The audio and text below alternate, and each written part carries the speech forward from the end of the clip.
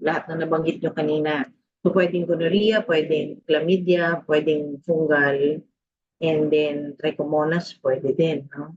Yung trichomonas pala, sumasama yan sa wiwi when the female urinates. Kaya minsan may urinalysis, may trichomonas. Will you treat the partner or not? When urinalysis lang, nakita. Treat pa rin. Treat pa rin. So, the treatment is metronidazole, 3 times a day. Sige, next slide. Ito maganda kasi may visuals. Yung pelvic TB, ano na lang natin, para makakain na kayo. So, that's the female genital tract. As you can see. No, nandiyan yung ovary, fallopian tube.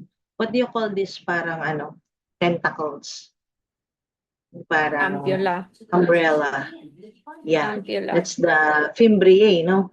The fimbriae, tapos ampulla of the fallopian tube, tapos isthmus, and then going to the isthmic part, the fallopian tube. So, nandyan yung from the ovary paakyat, no? Okay, next slide.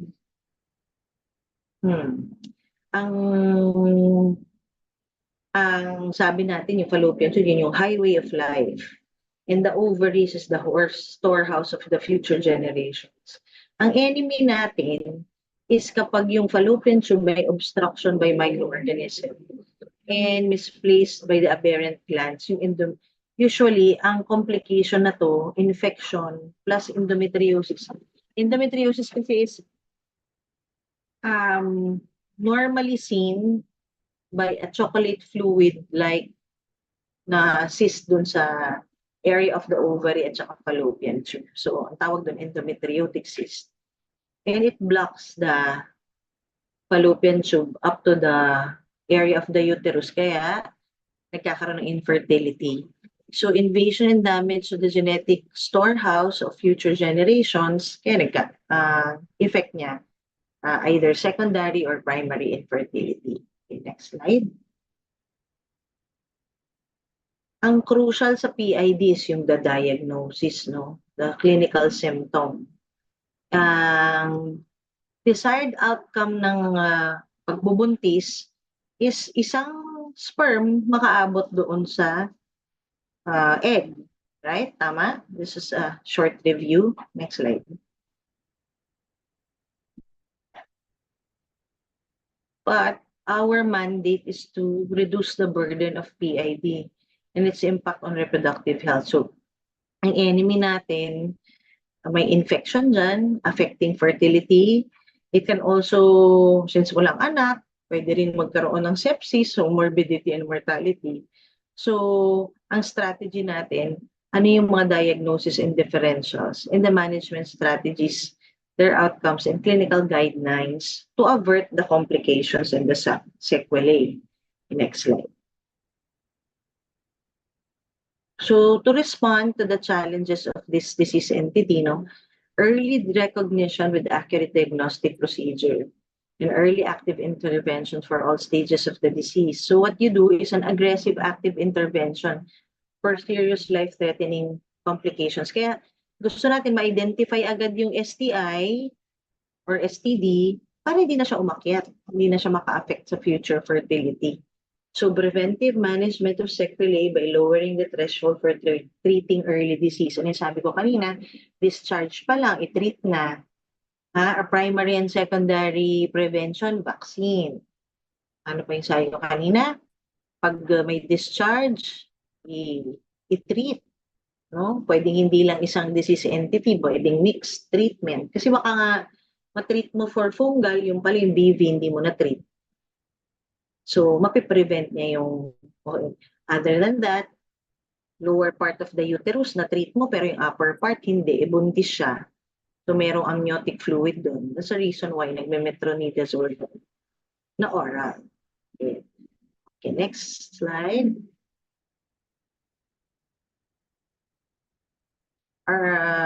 Sige. So, sabi natin, this lecture kasi was done ako at saka si Dr. Parehar, our mentor, no? So, to reduce the burden of PID, upon diagnosis, start early treatment. Don't wait for tests. So, kunyari, clinically, mukha siyang pelvic inflammatory disease, treat mo na. mukha siyang gonorrhea, huwag mo nang pabalikin pa at pauwiin pa at hindi mo muna matitreat, no? Kailangan, once nandun yung patient in your clinic, go ahead agad and take the shot. This, because at the end of the day, meron ka namang test of cure. After your treatment, matitest mo siya. There are tests to check kung na-treat mo lahat. So, don't wait for tests. This will confirm diagnosis, while delay in treatment can lead to sequelae and wreak havoc on the highway. Yung mga hindi nagagamot na mga endometriotic cyst na nagnana, nag-infect, catastrophic yung mga tubo-ovarian abscess na it can result to, no? Next slide. Yan. So, be alert to prevent the sequelae. 1/3 of women with PID have repeated PIDs. So, does it always mean na pag may PID, may sexually transmitted disease? What do you think? Sino ang may wild guess? Ang More tanong, like, basta ba may PID, may STD? They had the chance to attack me and they just didn't, but guys, I don't know. Probable, Doc. Yan. Dapat ata pala may may essay yung exam, ano? Itong isang condition ng endometriosis na isang reason na walang infection. So remember, ang endometriosis ay glandular cells yan. Endometrial cells na umakyat going into pumunta sa fallopian tube. Okay, so that can be a reason. Kaya ako naman to pinakita para alam niyo na, pwede pala. Dahil may dugo doon, galing sa menstruation, o tawag natin retrograde menstruation, pwedeng ma-infect yung endometriosis nang walang direct STD. Okay? Pero na-infect lang yung endometriotic cyst because blood is kumbaga it's a medium to culture different kinds of bacteria. All right. So, okay, next slide. Sexually transmitted infections, nabanggit na natin to kanina, no? Yung millions of dami nating statistics. Next slide. 15 to 2049. Yung PID lang, ito, local guideline, local endometriosis epidemiology. Pag sinabing PID, salpingitis, endometriosis, pyosalpinx, ibig sabihin ng pyo, nana sa salpinx sa tube. Endometrioma, kung yung endometriosis na napunta na siya sa ovary and may cyst na doon. Tubo-ovarian abscess, pag nagkaroon na ng abscess dun sa paligid ng ovary. Peritonitis, kapag pumunta na siya sa peritoneum. Ruptured endometrioma, kung pumutok na yung endometriotic cyst. Just shows yung pwedeng maging effect ng PID kung mayroong pelvic endometriosis doon. Next. So, ang long-term sequelae, the PID and the public health burden, tubal factor infertility, kasi nadadamage yung tube. Ectopic pregnancy, 0.6%, pero sa Pilipinas, mas mataas na yan. And chronic pelvic pain from adhesive disease, kasi nagdidikit-dikit yung PID no? May dikit-dikit doon sa fallopian tube saka sa ovary. Meron din siyang strings of dikit-dikit under the liver, and it's called your Fitzhugh-Curtis, no?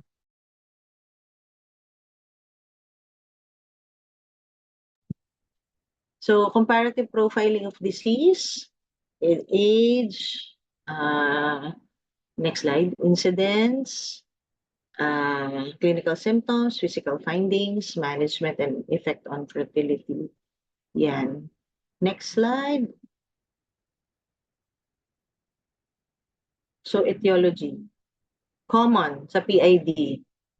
Gonorrhea, trachomatis, Neisseria gonorrhea, chlamydia trachomatis, bacteroides, okay, anaerobic bacterial, anaerobic gram-negative positive cocci, E. coli, Mycoplasma hominis. Hindi ko to sinama kasi rare siya. Pero ang treatment lang dyan, moxifloxacin. Baka kasi lumabas, pero ako hindi ko bibigay yung ganong exam. So technically, yung PID is polymicrobial. Sa endometriosis naman, sabi ko nga, kaya natin siya pinair because it has the nidus for infection, the blood. Kaya ang pathogenesis niyan, retrograde menstruation, yung bumalik na regla, ito talaga lumalabas to lalo na pag fourth year, no? Pero sa level ninyo, baka matanong lang, retrograde menstruation, peritoneal metaplasia, bloodborne dissemination, others.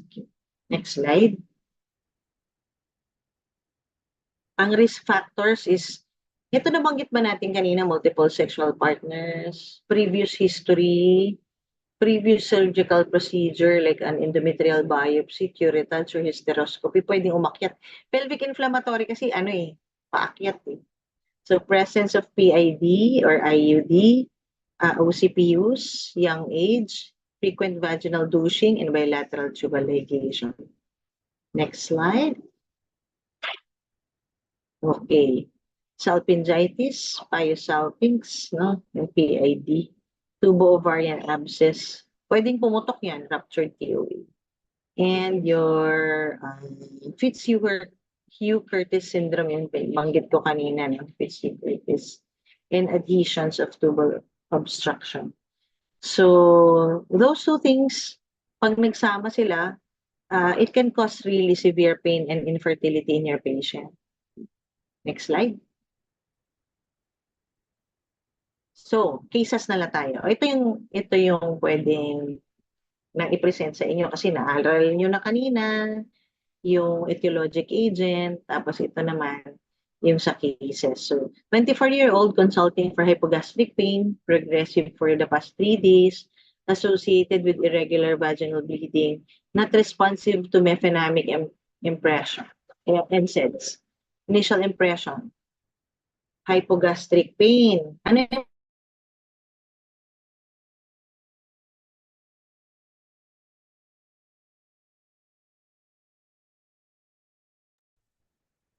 okay.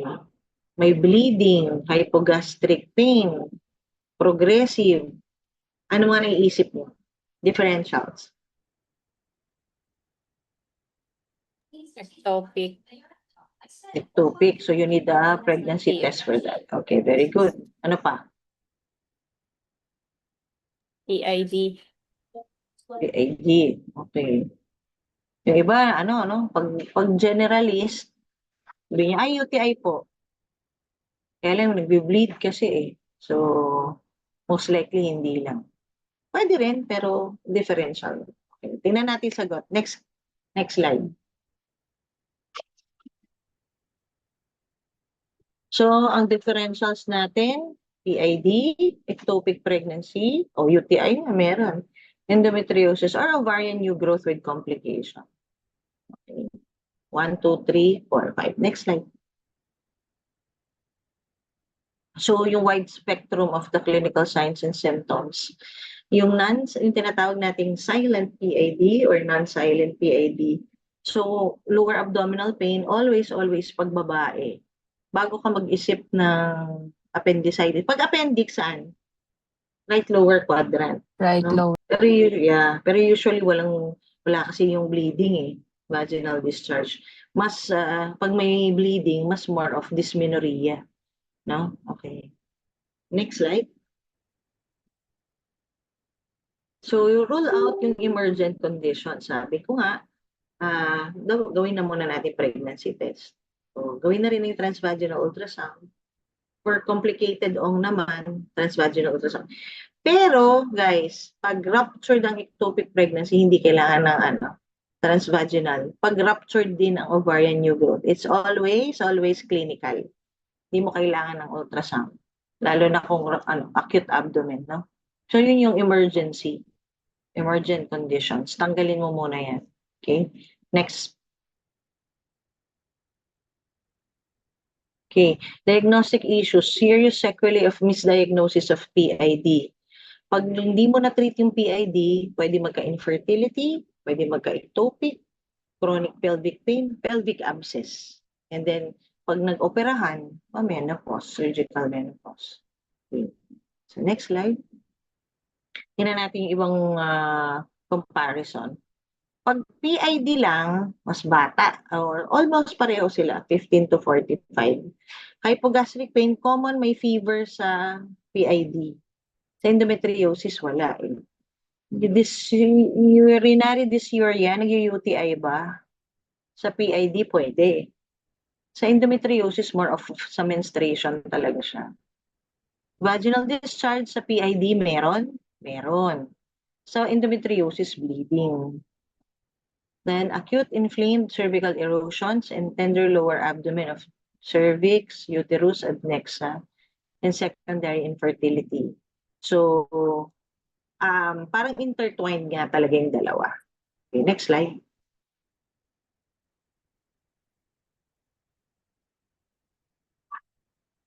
So, for some reasons, you cannot always isolate one from the other. So, when does it happen na sabay? Kung yung endometriosis ay infected na. So, pag na-infect na yung blood, pelvic inflammatory disease na rin. Pelvic inflammatory disease pa rin ang tawag sa kanya. Infected endometriosis nga lang yun. Right. Next. Workup. Okay. Ano yung mga natutunan nating workup kanina? Natutunan natin yung wet mount. Natutunan natin yung flu cells. Natutunan natin yung, balik nga tayo one slide. Natutunan natin yung transvaginal ultrasound. Natutunan natin yung, kung di ko na kwento sa inyo. So, ang pathology talaga niya is endometritis in PID. Pag itis, endometritis, so infection in the endometrium. No? Basta itis, infection, ibig sabihin niya. Ang common pathology, endometrial biopsy, is approximately 90% specific and 90% sensitive. So, pag nakita natin na biopsy, may endometritis, yan yung gold standard. Pero, histologic evidence of endometritis is one of the most specific criteria for diagnosis of PID.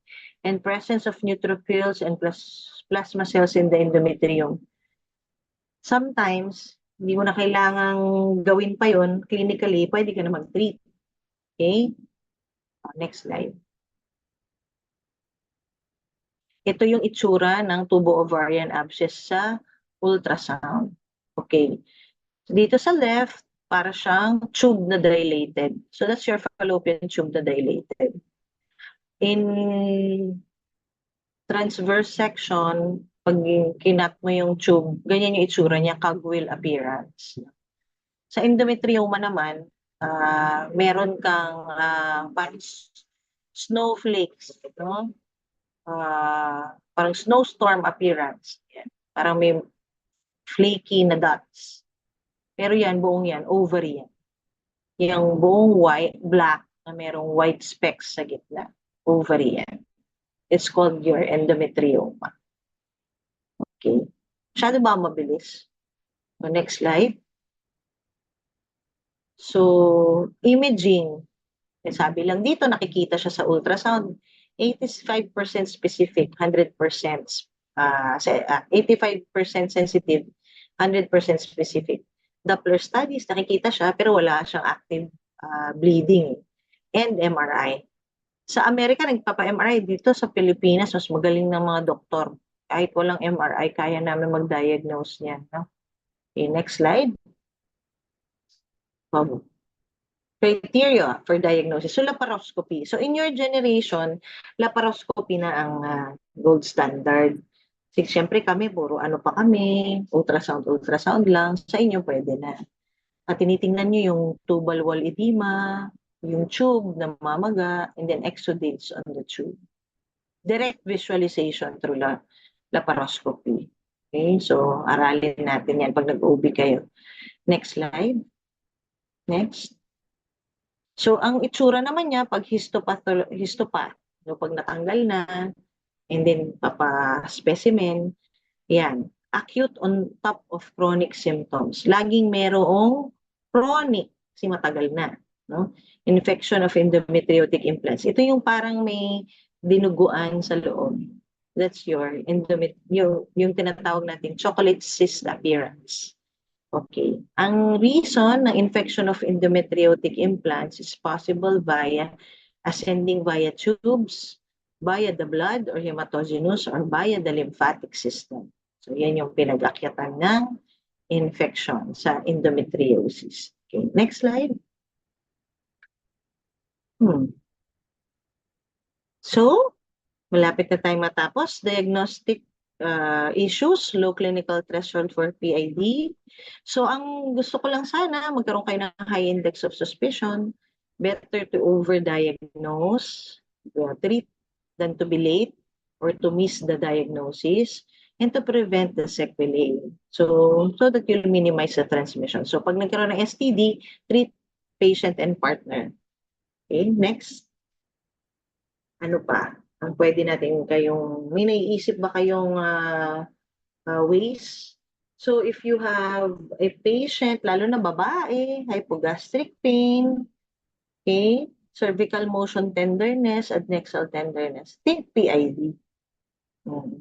Pag sa right, appendicitis. Pag sa left, more of PID. May discharge. Next slide. Siguro, okay. Kapag naglalagnat, it improves diagnostic accuracy. Mas sure na sure ka na. Leukocytosis, elevated ESR. So this is your erythrocyte sedimentation rate and C-reactive protein. Mga markers of infection yan. Tapos yung may nana sa cervix. And then confirmed lower genital tract STI. More likely, yung conglomerate na yan, PID yan. Okay. May tanong tayo dito. Yun lang naman mahirap kung appendicitis o PID. Pero pag nasa right, appendix. Okay, next slide. Treatment na siguro. O confirmatory test the transvaginal ultrasound with tubal changes and fluid accumulations. Plasma cells and endometrial biopsy and laparoscopy. Gold standard yan. Next slide. Ang ating ay ang, ayan, case 1, while awaiting results of diagnostic test, what treatment interventions are reasonable? Treatment. Ano pang pwede? Next. Meron kang OPD, meron kang outpatient, meron kang inpatient. So, ang epekto, mabilis na lang kasi na-mention nyo na kanina. Effective against gonorrhea and antibiotic resistance, chlamydia and anaerobes, no? And outpatient antibiotics or therapy. OPAT ang tawag for mild to moderate clinical disease. Sige, next. Na natin. Kaya yung iba, nag-i-inject na, balitaan nyo na, no? Merong treatment strategies, OPD, and yung hospital parenteral therapy. Surgical emergencies cannot be excluded, lalo na kapag hindi mo alam kung admitin mo siya kung baka may emergency like pumutok yung TOA, tubo ovarian abscess, or pregnant mommy, or no response to clinical oral antibiotics, admitin mo siya. Next slide. Kunyari, hindi makainom. Treatment strategy number 3. Hindi makainom or swallow ng oral meds. Admit. Hospital parenteral therapy is also for unable to follow or tolerate an outpatient oral regimen. Severe yung illness, nausea, vomiting, high fever, or tubo ovarian abscess. Admitin na lang. Para mabilis na magpunta dun sa abscess yung gamot. Yan, nakaswera na siya. Diba? Dali. Okay, next. Ayan. Sige. Oh, nabanggit ni Sir kanina yung clindamycin and gentamicin. Okay, yan is infusion over 30 minutes. Mahal to eh. Pero yan yung recommended. Next slide. Ito yung old.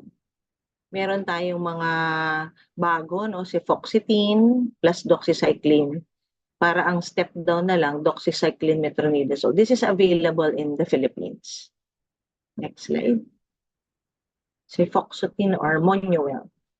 IV parenteral, just to mention, no? Meron din kaming tayong ampicillin-sulbactam or ampicillin-sulbactam plus doxycycline. Anong treatment ang doxycycline? Solo. Yung maaalala mo siya lagi. Pag doxycycline, treatment for chlamydia. Chlamydia siya. Chlamydia. So yung 2 times a day, yes. Chlamydia in the non-pregnant. Ito yung gamot din sa Pimples po. leptospirosis, pimples, leptospirosis, so din yun, no? Might not provide optimal coverage against gonorrhea and bacteroides. So next natin, tingnan natin. Yung ampicillin-sulbactam daw hindi. Yung old reliable number 4 is a levofloxacin and metronidazole. Ano yung sabi ko? Quinolone, nire-reserve natin yan, yung levofloxacin. It might not cover gonorrhea. Treat with azithromycin, 2 grams, single dose. Okay. Next slide. Reserve natin yan. Last yan. So, OPAT, sa outpatient, kung tingin nyo, di naman gumagaling sa oral, ceftriaxone, 250 mg IM single dose. 250 na lang, ha? Dati kasi yung mga tatay nyo, 1 gram, 4 gram, single dose IM. Ngayon, 250 na lang. Pero pahati sila ng partner. Doxycycline twice and metronidazole. Ayan siya. 3 times. Reassess after the first 3 days. So, nag-ultrasound kami ulit after the 3rd day. Okay. Next slide. Yay! So, nakita niyo pareho yung treatment nila. So, levofloxacin, 500 once a day. Ofloxacin, 2 times. With metronidazole, 2 times. Pero, nire-reserve natin ang quinolone for for TB. Hindi natin masyadong ginagamit yung quinolone. Because there are quinolone-resistant gonorrhea requiring adding azithromycin 2 grams single oral dose. Yan. Pero nilalast namin ginagamit yan. Ano pa? Next slide. New dependables. Ito nabanggit ko kanina, moxifloxacin for your anong etiologic agent? Urea plasma, urea lepticum. 400 mg lang yan. 1 to 2 times a day, 10 days. Kung mga pag ginamot mo na sa lahat, your old reliables, Metro, Cefixime, doxycycline, hindi gumagaling mag-add ka nito. Then that's usually, nabubulsay na siya. Moxifloxacin. Alright? Dapat pansin nyo lahat ng mga antibiotic, 250, 500, siya lang yung 400. Imipinem, IV naman to. I-reserve nyo na to sa akin. Huwag nyo na yung i-reseta. Akin na lang yan sa imipinem. Celestine. Okay, next slide. Natapos na tayo. Ertape ng pag-septic ng patient. So, binibigay ko yan kapag IV for 3 to 10 days kapag merong TOA, tubo ovarian abscess. Pero, ang ertapenem kasi wala siyang Pseudomonas coverage at saka chlamydial coverage. So, dagdagan mo pa rin siya. Next slide. Broad spectrum carbapenem. So, minention lang para lang pag narinig nyo, next time familiar kayo, ginagamit pala siya. Gram-positive and gram-negative in aerobes and anaerobes, including extended spectrum beta-lactamase pathogens, except Pseudomonas. So, bonus question, meron bang antibiotic ang pwede sa Pseudomonas? Anong antibiotic na hindi pwede yung ertapenem pero pwede sa Pseudomonas? Tingnan natin next slide. Next slide. Ayan. Pseudomonas kasi is uncommon in PID, kaya daw hindi nila binibigyan. Antibiotic stewardship, it preserves the efficacy of antibiotics against pathogens through rational use. Ang Pseudomonas, yan yung maamoy, yung parang diabetic foot. Yan. Yan ang Pseudomonas. Pero commonly nalilinis yan with Clorox, no? Clorox solution. Common in the ICU, tsaka sa DM foot. Yan ang Pseudomonas. Next slide po. So, I just mentioned the antibiotic stewardship kasi para sa lahat ng mga antibiotics na nabanggit natin, please always remember the judicious use of your antibiotics. So, by using ertapenem for PID instead of imipenem or meropenem, we preserve the susceptibility of Pseudomonas to the two later drugs. So, ang Pseudomonas pwede ang imipenem at saka meropenem. Yung ertapenem hindi. Next slide. So those are for your severe forms of PID. Ito yung itsura nila, tubo-ovarian abscess. So most cause ito normally ang tawag dito pelvic cleanup. So common na ginagamit namin clindamycin plus gentamicin. Okay. Clindamycin kasi mas targeted niya yung mga nana. Kaya pang tubo-ovarian abscess siya. Next po. Yan. So pag sinabing clindamycin, 900 mg IV Q8. Pero Doc, ang dami namang minimemorize na antibiotic. Basta isipin nyo, pag IV na, medyo severe na yon. So TOA, tubo-ovarian abscess or intra-abdominal infections. Ang step down, clindamycin 450 or oral metronidazole 500 with doxycycline for sufficient coverage of anaerobes. Ang clindamycin tsaka metro parang pareho sila. Pero ang first line nyo lagi, metro. Okay, next slide. Okay.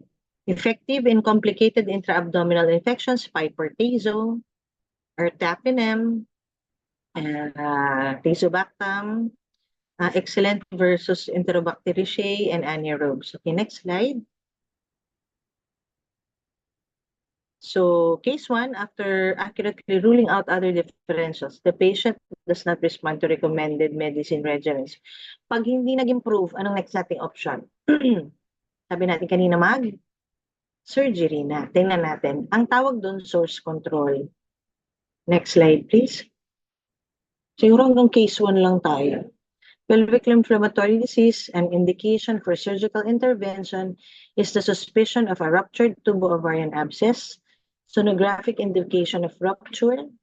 Paano mo malalaman na may rupture ang mga bukol sa pelvic organs? May tubig. Merong water doon. Merong cul-de-sac water. No?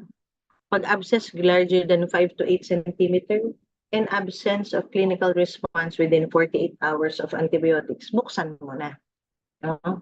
Yan. Yan ang ito lumalabas sa exam. Note nyo na. Yan. Check na yan. Alright. Strong quality of evidence. Alright. I think that's about it. Ano pa ba, ma'am? Ma'am Denzel? Oo. Meron na? Meron pa? Next slide. Any Meron pa questions po. so far? Ayun na lang. When and why surgery? Yun lang naman yan. Pag ruptured 20 tubo-ovarian ay abscess. 20 na lang po. Kaya na yan. Kaya na natin yan. Yung phase 2, maalala nyo na yan pag nag-clinical kayo. More of Ayan. Next slide. Yeah. Hindi kasi pag nag-surgery tayo, paano mo ba pwedeng gawin? Open, drainage, or tanggalin mo lang yung isang tube, or tanggalin mo lahat. Ayan. Kasi mahirap ang mahirap ang tubo-ovarian abscess surgery. Kaya talagang super antibiotic muna kami. Pero kung talagang kailangan tanggalin, go. No? Huwag kang magpatumpik-tumpik, lalo na kung malaki, 5 to 8 centimeter tubo-ovarian abscess. O yan. Kaya, the reason is, maggamot agad for STI para hindi na umabot pa sa tubo-ovarian abscess ang mga pasyente. Yay! Ganun pa ba? Any comments? Baka may tanong kayo for women with PID. Nabanggit ko to, di ba? Ito, laparoscopy is the gold standard for TOA to minimize complications. But ito training niyo, sasama na natin to. Faster response rate and maximize fertility.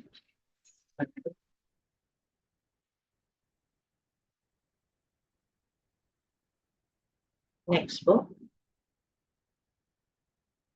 Yung outcome naman to. Medical, usually pag malaki, hindi talaga kaya na medical.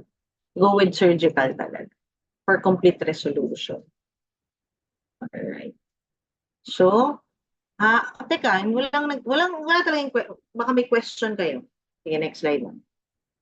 For PID. Remember yung ascending route. So, technical na to. Improving fertility rates. May tanong na lang. Hindi ko natatanong sa exam yan. Next slide.